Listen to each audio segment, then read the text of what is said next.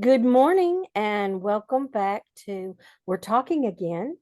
My name is Luann Morris. I'm an herbalist and other things. And my partner today is Deborah Rose. Oh, I'm your partner. I wanted just to be a guest on the show today. No, I'm I'm sorry. Deborah Colleen Rose. I am an author. I am a private investigator. I am an annoyance to the people that know me. I'm a paranormal investigator. I am spiritually gifted. And I'm annoyed today. So not only am I an annoyance to others, I'm annoyed today. So watch out. And sometimes it's easy to be annoyed when you think that others are talking about you.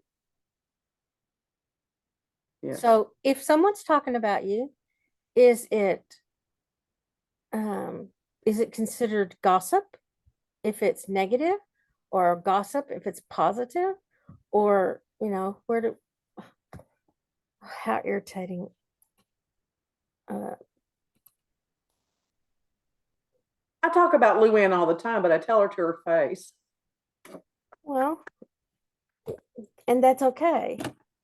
And maybe that's the point, that it's not gossip as long as the other person knows that you've said it. Well, what is gossip exactly? Let's get a real definition of gossip. Because my thing is that 9 times out of 10, when I hear certain things said by people, not just about me, but about others, it seems to me that the whole issue could be rectified immediately, if not sooner, if they would just talk to the person that they're talking about, talk to them and not about them.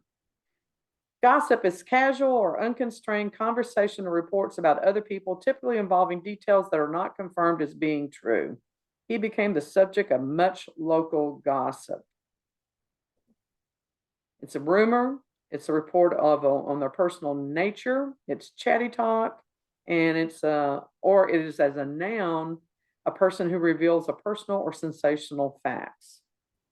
So they don't even have to be untrue statements. They can be true statements, but considered private or not for public consumption, that type of thing. And I think that what we see a lot of times is not specifically direct comments. We see this on Facebook a lot, but it's a lot of inferred things, implied comments, sarcasm to me takes on a form of gossip at times. Well, I hate to think I would do that, but I am real firm in the sarcasm realm. Well, this is what my shirt says. I speak fluent sarcasm, yes. Yes, which is true. But there's a time and place for everything. I didn't do this on purpose either. Isn't that unusual? I just put this shirt on today, and this is what we decided to talk about 5 minutes before we went on the air. That's right. After you put the shirt on.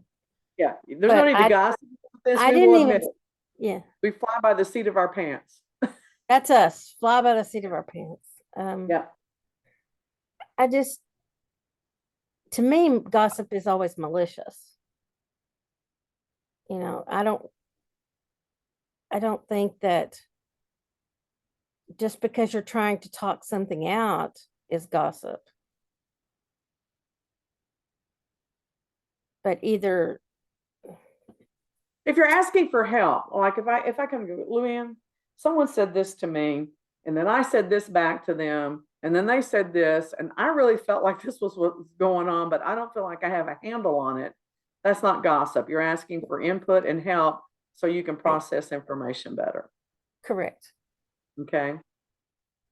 That's not gossip. That's going to a friend and asking for help. That's a second opinion, is what I call. Yeah. Or a good opinion for the first time. Well, okay. It's a good opinion. I always have good opinions. So sometimes you just need clarification, and you're telling somebody the story. So tell me, am I seeing this correctly or incorrectly? Right. That Right. is not gossip. No, and we all have different filter systems. I think we've mentioned that in the past. And so when I say one thing, it means this to me, but it may mean something else to you because you've had a good or bad experience in reference to that subject or that idea, and you may process it differently, you know. But what gets me is when people will say things and it's always what I call backhanded. They don't come right out and even complain. They'll just say, "Well, this happened, and it just seemed to me it was like this, and I just can't go for that," and blah blah blah, and nothing definitive is ever said. So there's no definitive problem. So that doesn't allow for a definitive solution. But yet, everyone that participated in that conversation walks away with a negative feeling. That serves no purpose in my mind.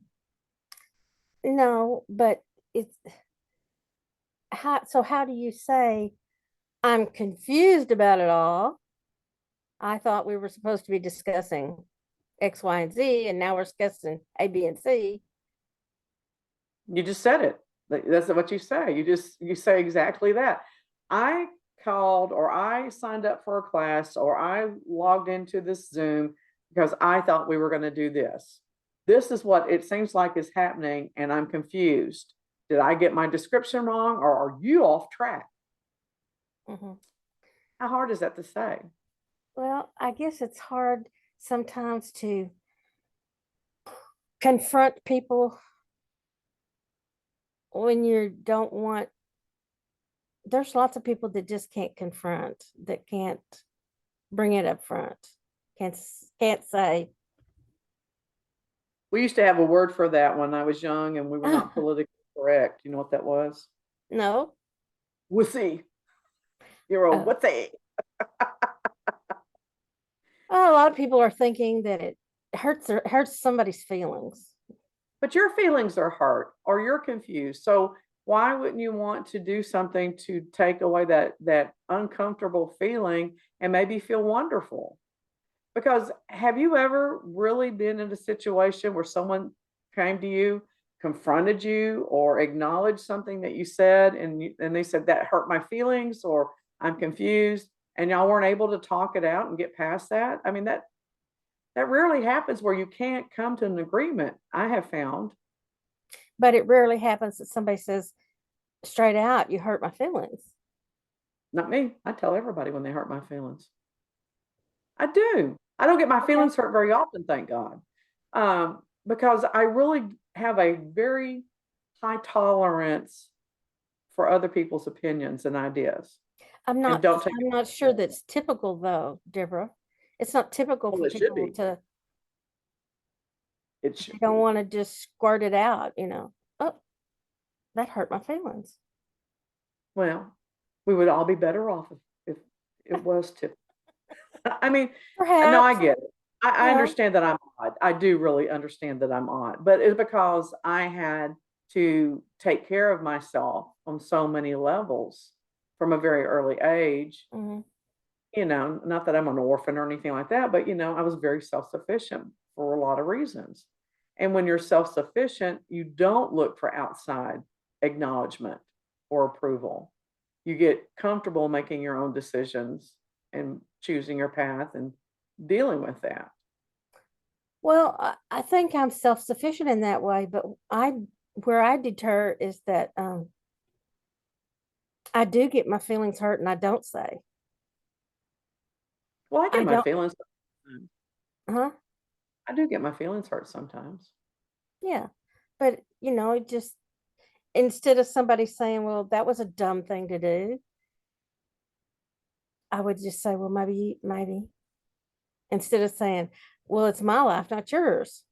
you know, I would I would just give that nondescript answer of, well, maybe,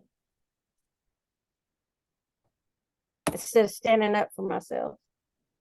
Well, and then there's conflict that is necessary, and then there's conflict that doesn't serve any purpose. I mean, if somebody does something to hurt your feelings or to annoy you or even disrespect you, if confronting them is not going to lead to a better relationship, what's the point? But I'm I not mean, sure that you know that until you till you try it the first time. Well, what if you don't care? I mean, you may not want to have a Oh, relationship with that oh, person. It's just like when okay. you're at the cash register, okay? Right. And the cashier doesn't even look up from the cash register and say hello, doesn't address you. Yeah. You know, you're not going to go, hey, look at me. I'm the client. Pay attention. I mean, what's the point? I mean, you might think, well, God, that's annoying. You know, hello. I'm sorry you're having a bad day, but can you at least smile? You might think all the things, but you're not going to take the time or the effort to have a major confrontation there because they're being rude or whatever. I mean, and maybe they're just having a bad day. They're allowed to have bad days too, but you're not going to address that. There's nothing to be accomplished. So why No, do you're that? right. That's why road rage is so stupid. I mean, and I just read an article yesterday that said that road rage was up 60% right now because people are so on edge over politics and jobs and the stock market falling and COVID and still what's going on and what's next after monkeypox and all this crap, you know? Yeah. And what does road rage accomplish other than getting some people killed at times? Really? Yes, but don't you think that stems from whether someone has anger issues or not? I mean, I think that used to be the case. I don't think that's necessarily the case now. I think some of this is that it's not anger issues, it's frustration and fear issues that's manifesting as violence. I think that especially when you see group activities, you know, like looting and rioting and things like that, mhm. that is accumulation of that compilation. I got really good language skills today of energy, all this negative energy that's balling up in these arenas and they just explode. You know, that's why some of the best advice that you can have or get from someone is stay away from big crowds. There's a reason for that. Stay That away is, from big. yeah, that's it's a crowd mentality and you get caught up in it and it's a frenzy almost. Yeah, because Kind there's nothing mental going on there. It is all emotional energy going on when that of like happens. October the 6th on the can on the in Washington. You mean January 6th? Oh, that's it. January 6th. October, One of January, those whatever. sixes, one of those sixes, one of those years. January the 6th. But There. that's it. You know, you're there to protest, and all of a sudden emotions get high and uh, everybody just jumps in to do it.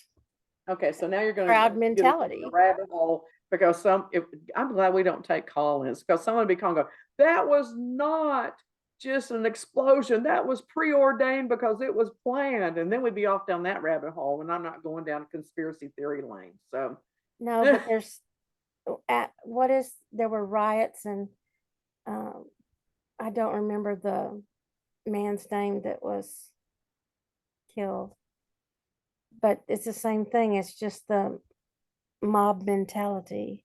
yeah. You know, a group starts it and everybody gets really emotional about it and they just join in. And a lot of times it's like, well, I don't know why I did that. Well, it's like sports. You look at the huge arenas that we build for sports events and stuff.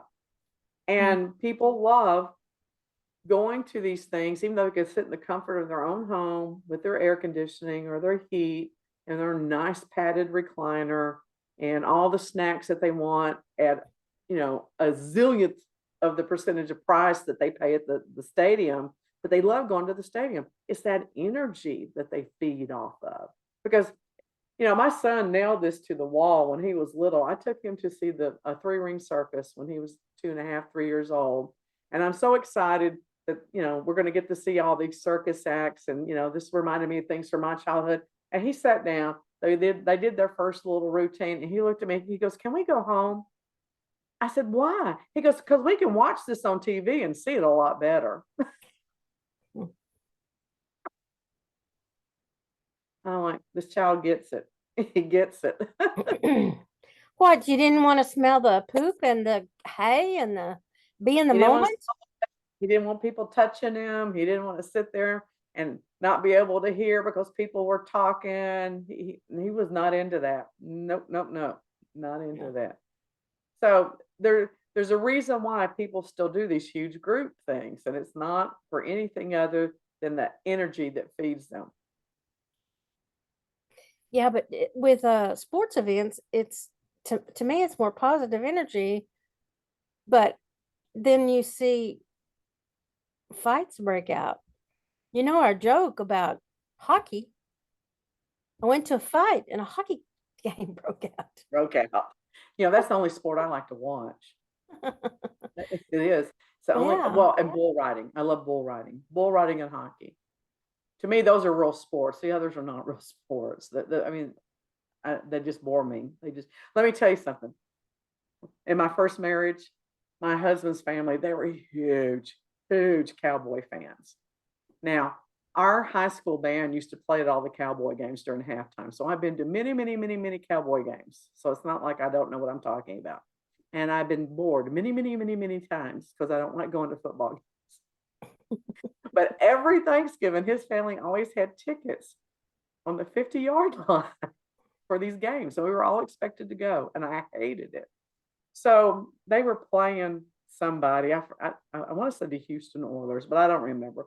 So just to make it interesting, I bought a banner for the other team Oh, because I was there under protest anyway. I did not want to be there. And this guy sitting behind us kept going, "What's your problem? What's your problem, girl? What's your problem? Go sit over there. You don't like the Cowboys? You don't like the boys? Go over there." I mean, he just would not shut up.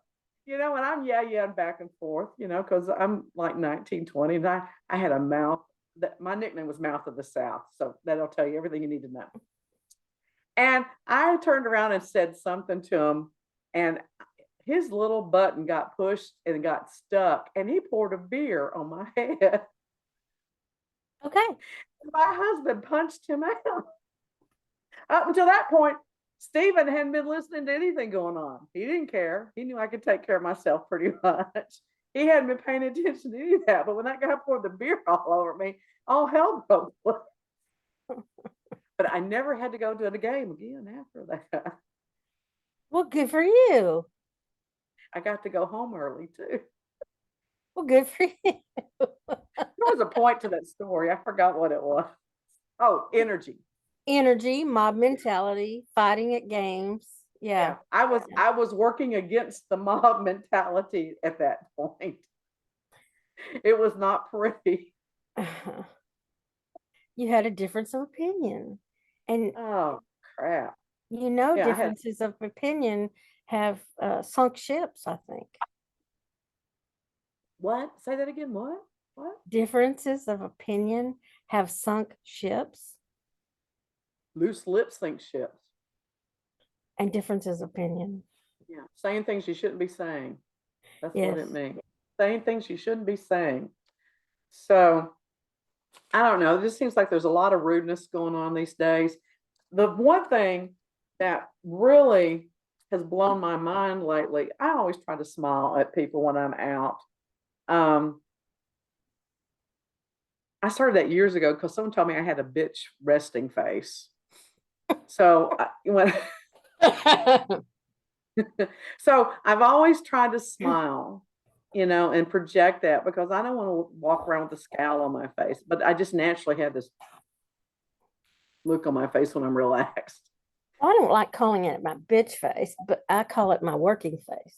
Well, I don't call it anything. It's just my face. I'm just telling you what was said to me. So anyway, I always make a point. Let me spray my bitch be gone spray. Bitch be gone. I always make a point to smile at people. And generally people will look at you and they'll smile back. Now people actually look shocked. You go, and they'll go, Yeah. and they'll smile this crooked smile like they're almost afraid, Or they kind of look around like, where is she smiling at? Yeah, like, oh, and they'll hold their purse a little bit tighter if it's a Yeah. woman. Like you have something nefarious in your. Yeah, yeah, and I'm like, what has happened to us? What is going on? We're almost afraid of our own shadow sometime. most of the time I just pay attention to my surroundings and I go. It doesn't matter what time of day it is, and I know that my kids are telling me, Mom, do you know what time it is? Well, yeah, it's 11 o'clock and you're going to the store? Uh, I thought I would. Well, that's not safe for you. It's not anymore on so And many they're, levels. yeah, yeah. I used to love going grocery shopping at 2 in the morning. When Walmart Mm, went 24 hours, that was like my happy time. Now curbside pickup is my happy time. I don't even go to the store anymore. Can't stand it. But um, you being a private investigator, I've always been very aware of my surroundings. mhm, And Scott and I, my husband, we fight over who gets to sit with their back to the back of the restaurant and watch the door because we're both like, you know, super alert people. And so mhm. I've just gotten to where I let him watch the door and I sit to where I can see it out the side of my face, Yeah, Um, because you never know what's going to come through that door. You just don't. And it has saved my life in a couple situations, being that aware. yeah, But with have that to. said, if you are aware and you use common sense, there's not too many things you shouldn't be able to do if you take the proper precautions and things of that nature. Park where there's lights, park close to the door. You know, um, I used to teach safety courses, and one of the things I taught women is, do you ever think that you're being followed? Don't speed up, slow down, go 5 miles under the speed limit because it is almost impossible to follow someone going that slow without being super obvious. And if that happens and you feel like you're being followed, then you immediately drive to the fire department or the police station that's closest to you. Yeah, No that ifs, ands. happened. I When I lived in Wichita Falls, I had a friend who had a crazy husband, and he just would not stop following us around. And I just drove into the police department, and I said, "We have a problem."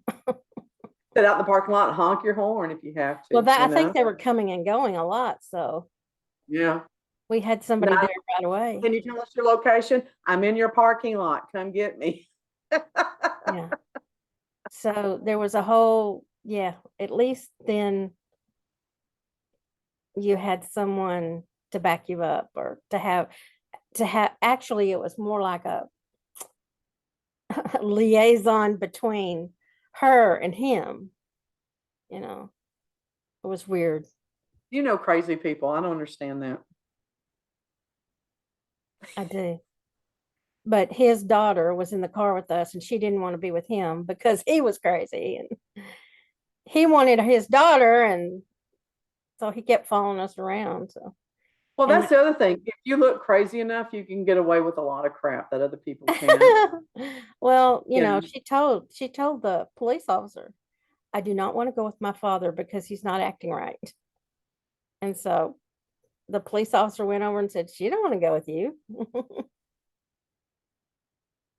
well, when I had my bail bond companies, I did my own bounty hunting, and I Hmm. did a lot of stuff that I would never recommend anyone do. And but I got away with it a lot of times because it was so outrageous and so outlandish. People go, well, there's that crazy white woman. That's what they call me, that crazy white woman. And so they didn't want to mess with me. And so that kept me safe and it kept me out of trouble. You had your bluff in, Oh no, I would have done it. It was no bluff, baby. but because they called you, that was the bluff, that was, I will do this. And when you do it one time, then they know that you're willing to do just about anything. So that's, Well, here. I had two things that one was an accident, and the other I did on purpose. That I did right at the beginning of my bail bond career that set the whole tone. We had written a bond for a really famous meth dealer in Texas, and he skipped bond. And I had a really bad temper back then, and could usually back it up on most levels. And he called in and was talking to my husband at the time, taunting him about, well, I'm out and you're never going to see me again. And I grabbed the phone away from my husband. I said, let me tell you one thing. You will be back in jail or dead in 48 hours. So I said so. And I slammed down the phone. He went to jail 12 hours later. It was a fluke. It was an absolute fluke. But everybody in his group, his club, his sales team Knew you did it. conversation, and it spread like wildfire that Deborah had connections. Don't mess with her. Mm-hmm. The following week, I was looking for a guy that had jumped bond, and I'm walking down one of the most dangerous streets in Dallas at the time with a pistol grip shotgun laid on my shoulder, just walking down the middle of the street, hollering, going, if any of these houses are hiding so and so, you're going to answer to me. That was my money. That person was money. They had to go to jail or I was going to lose $10,000. Now, I'm very young. I'm very dumb. Okay. Very young, very dumb. However, whatever I said and however I said it scared someone, and they brought him to my office and dropped him off. Here you go. Take this. I mean, the only way it could have been any better is if they'd had hog tied him, but they didn't. They brought him in and says, here he is. And they turned around and left. I'm like, there is a reward. We don't want it. No, that's okay. So those two stories made my reputation, and it kept me safe because of that, and I always tell people, God takes care of the ignorant. Because I was naive and ignorant. My husband at the time would just have a fit. He goes, you are nuts. You cannot do this. You're going to get killed. And I go, watch me. I mean, you tell me I can't do it, I'm going to do it. Yeah, pretty much. Yeah. Yeah. I've been there, done that. Yeah. So I don't know how do we get off on that? I don't know. The mob mentality. I don't know. Getting your bluff in. There's only two of us. That's not a mob. That's not a mob. How many does there have to be a mob? I don't know. Google it. Google it. You like my hat? Isn't it your mom that said giggle it? Yeah. She always goes, get the giggle out and look it up. Get the giggle out. Giggle it. I'm gonna giggle. Yeah. So Luann started her she launched her public, I don't know, what do you call it? Well, her public persona. I don't know. She launched her business publicly. There we go. Friday at the Boho Market at City Line, and did a great job. And learned quite a bit, actually. Learned a lot of bit. Learned a lot of bit. Sold a lot of bit. That doesn't sound right. I learned that it may not be raining, but you still need your tent because you need to put your light up. Now, the most important thing she learned, she needs to talk to people. Yes. Deborah would initiate the conversation, and I would think, oh, I probably need to talk about my product and what's in it. Yeah, I would just give them a line and go, now you need to talk to her because she'll tell you everything because I'm not the expert. So I would throw them over to her. So, but that helped, that helped me wake up and go, you can't just let people walk by and look because they're not going to know what they're looking at. No, and we gave away freebies. That helped. Yeah, we gave away free lipstick that I'm trying to perfect. But the icebreaker was my smile. There you go. You were smiling at people. I smiled at everybody. And if they were men, I winked at them. And then if they had a woman with them, I'd tell the woman, you're good. I said, you're lucky, but he's even luckier because he's got you. I'm a big flirt. I flirt with everybody. I know she flirted with my husband the first time she met him. I did. I did. But she didn't care. Yeah. I I think she flirted with asked. my husband the first time I met him, and I did such a good job. I had to turn the garden hose on him to make him leave. It's true. Cross my heart. He would not go home. I walked outside and I said, well, I'm going to water the flowers now, thinking he would get the hint. He didn't. And I'm like, you have to go home. And I turned the hose on. That's just so rude. It was not rude. How was that rude? What's I supposed to do? Put a quilt on the living room floor, make a pallet for him, and let him spend the night? Good God, what'd you want me to do? No, no. Okay, you need to go now. Got Yeah. next time. Bye. I mean, he came over to fix my computer. I fed him dinner. We sat around, we talked and had drinks. I was done. I mean, he'd been there for hours. Good Lord. Most of my dates didn't last that long. Well, evidently he liked it. Yeah, he did. He kept coming back. He's still here. Should turn the hose on him again. No, you're not. I bet he'd like it. Maybe. I went to my high school reunion this weekend and Scott didn't go. And so, my mom lives with us and I'm walking out the door. She goes, well, isn't Scott going? I'm like, no, why would he? He doesn't know any of those people. She goes, well, that's just odd. Why I can't believe he's not going. I said, Mother, I can't believe I am going. So I'm the one who should be going.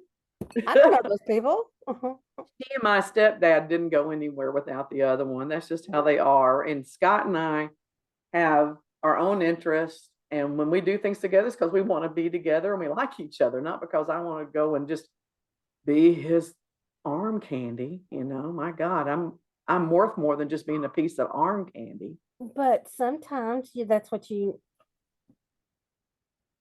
can Well, be. I do sometimes, but I mean, like I don't go watching sword fight every week. He does sword fighting every week. I don't do that. You know, um, when I go and do something, like if he was to go to his high school reunion, you couldn't drag me there kicking and screaming. There's no way I'd go. I'm just not. He likes big groups and I don't.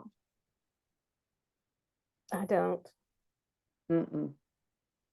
No, no, no. So, all right. So don't gossip. Listen to the grandmas. Don't gossip. If he has something to say, make sure it's nice. If you can't say something nice, don't say anything at all. Pretty is as pretty does. Wow, are we quoting Gump now? Now, these are all the cliches I heard when I was growing up. Well, yes. And that's Yeah. what he was repeating, everything his mother told him. Yeah. But I do think that we need to improve our communication skills in a positive manner. Because I do the same thing. I just kind of, Oh, she froze up. Luann, can you hear me? Luann, you froze up. Let's call her. I'll call her.